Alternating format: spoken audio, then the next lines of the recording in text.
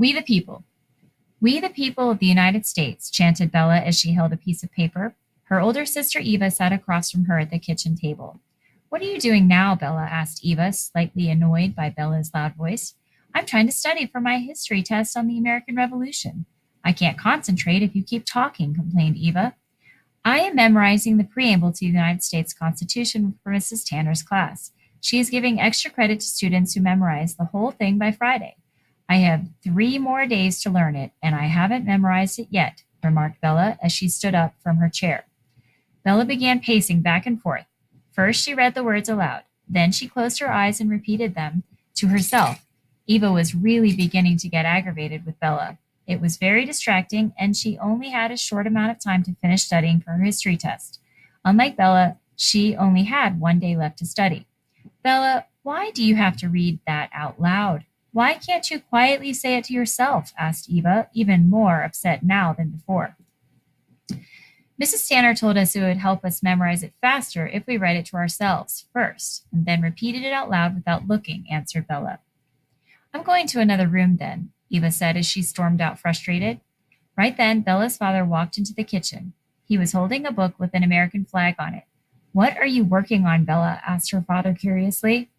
I am learning to say the preamble by memory, replied Bella as she buried her nose into her sheet of paper. There are a lot of words to memorize. I'm not sure if I'm going to be able to learn it by Friday, grunted Bella as she plopped herself in the chair at the kitchen table. How about we learn it together? I have a test coming up, and it would be helpful to know it too. It is a major part of the United States history. The Founding Fathers used it as the foundation of the Constitution, which plays a big role in our freedoms and rights, Bella's father said as he sat beside Bella with his book turned to the page with the preamble. Bella's father came from a small town in Mexico. He immigrated to the United States with only the clothes on his back. Once he had the resources he needed, he opened his own business. Soon after, he married Bella's mother. Eva was born, and 2 years later, Bella was born. After living in the United States for 15 years, Bella's father decided to become a citizen of the United States. In order to make his dreams come true, he had to pass a test about the history of the United States, the most difficult part of becoming a citizen.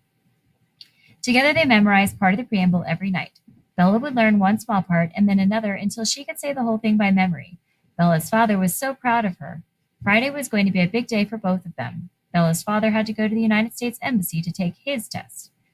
Mrs. Tanner is going to be so impressed with me. Dad, I know you're going to do well on your tests, Bella exclaimed as she ate breakfast with Eva and her father that Friday morning. I don't know why you have to learn that. You're never going to need it later. I think it's a waste of time, snickered Eva to Bella. During school that day, Bella stood proudly as she recited the preamble in front of her 5th grade class. Never stumbling over any words, Bella said it like a pro. Mrs. Tanner even gave her a prize for saying it so well. As soon as she got home, Bella found her father in the kitchen making dinner. She happily shared her good news and wanted to know how he did on his test. I think that I did really well. Now I just have to wait for the results, smiled Bella's father. Bella turned around to find Eva standing at the front door. Eva did not look very pleased. Well, since my class is learning about the American Revolution, guess what I have to memorize by next week? Eva stated grumpily. Oh, really? I know someone that can help you, remarked her father as he grinned at Bella.